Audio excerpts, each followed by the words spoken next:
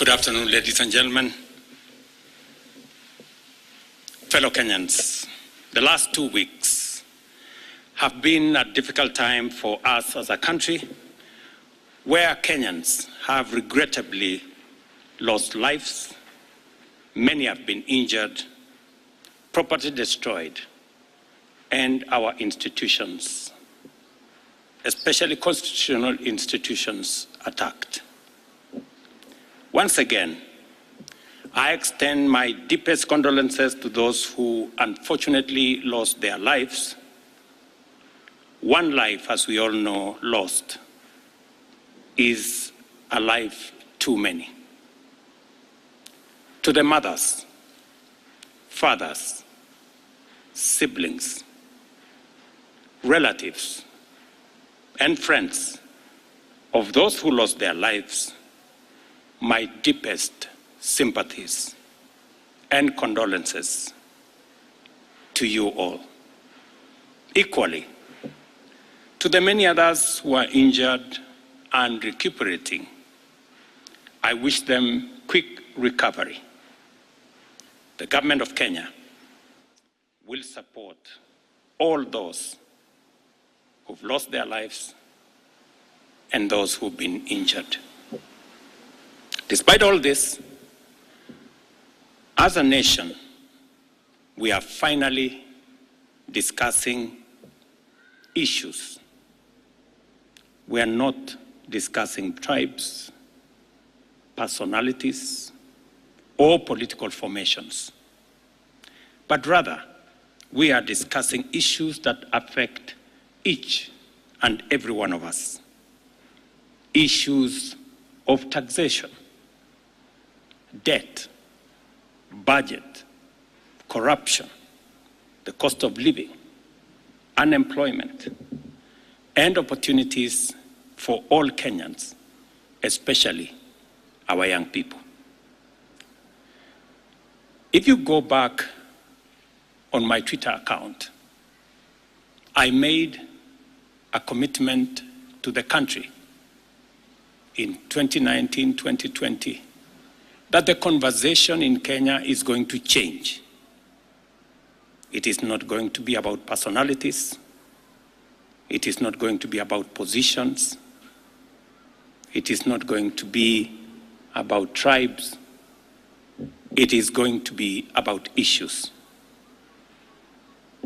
Today, that situation is true, that we are having a conversation about issues in our country.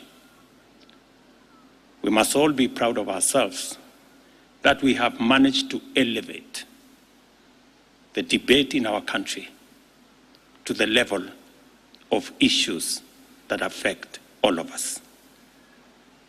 I am very happy that we are having a conversation about jobs for our young people, about opportunities for business, about manufacturing, about taxation, about debt, and all the other things that are important to all of us. I make this statement to highlight the actions taken in response to the overwhelming public feedback in the recent days, and to fulfill my commitment to continuously and effectively listen to the people of Kenya, and to underscore my intention to always take public contributions in good faith, applying them to enrich policy making, governance, and government programs. Public debt is and continues to be a major point of engagement and conversation in Kenya. I have today appointed an independent task force to carry out a comprehensive forensic audit of our public debt and report to us in the next 3 months.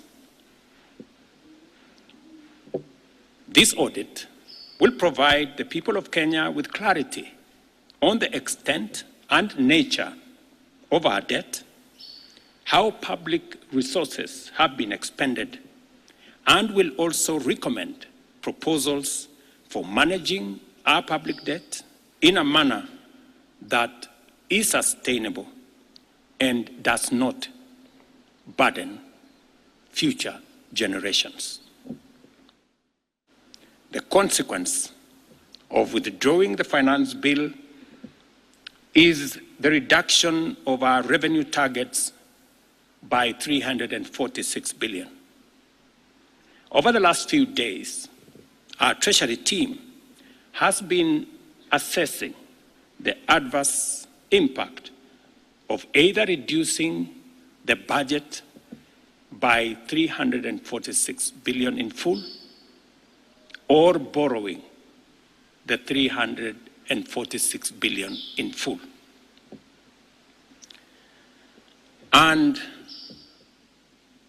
cutting the entire amount in our assessment would significantly and drastically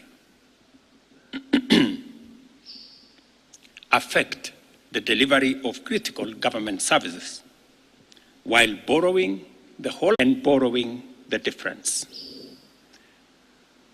Whatever we are going to borrow, the difference will increase our fiscal deficit from what I intended to be 3.3% of our GDP. It will now go up to 4.6% of GDP, still lower than last year, and will be used to fund some of our critical government services. We will use the money that we will borrow to protect funding for some of the critical areas that the people of Kenya have asked me to protect. They include hiring of junior secondary school teachers and medical interns, funding the milk stabilization program for our dairy farmers, reviving our stalled road projects that are in many parts of Kenya, retaining the fertilizer subsidy program that has helped us manage our cost of living, settling the debt owed to farmers in our coffee sector, capitalizing the Coffee Cherry Fund to support our farmers in that sector, enabling public-owned sugar mills to pay outstanding debts to sugarcane farmers for their deliveries, additional funding for higher education, new funding model that was in our plan will now receive additional funding, our farmers in that sector, settling arrears owed to counties, settling arrears for NGCDF, and settling arrears for our pensions. Accordingly, in keeping with the enhanced austerity measures we have committed to implement and align government expenditures within the budgetary implications of the withdrawal of the Finance Bill 2024, the following actions shall be taken with immediate effect towards the realization of the new budget. 47 state corporations with overlapping and duplicating functions will be dissolved, resulting in the elimination of their operational and maintenance costs, and their functions will be integrated into the respective line ministries. Staff currently employed by the affected corporations will be transferred to ministries and other state agencies within government. The decision to fill the position of Chief Administrative Secretaries is hereby suspended. The number of advisors in government shall be reduced by 50% within the public service with immediate effect. Budget lines providing for the operations of the Office of the First Lady, the spouse of the Deputy President, and the Prime Cabinet Secretary will be removed.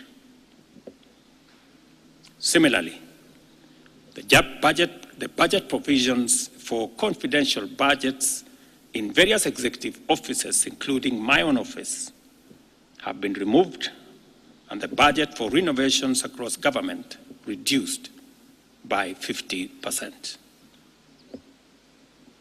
Henceforth, public servants who attain the retirement age of 60 shall be required to immediately proceed on retirement with no extensions to their tenure of service whatsoever. The purchase of new motor vehicles by the government is suspended for 12 months, except for security agencies, while a new policy on transport for public officers will be developed.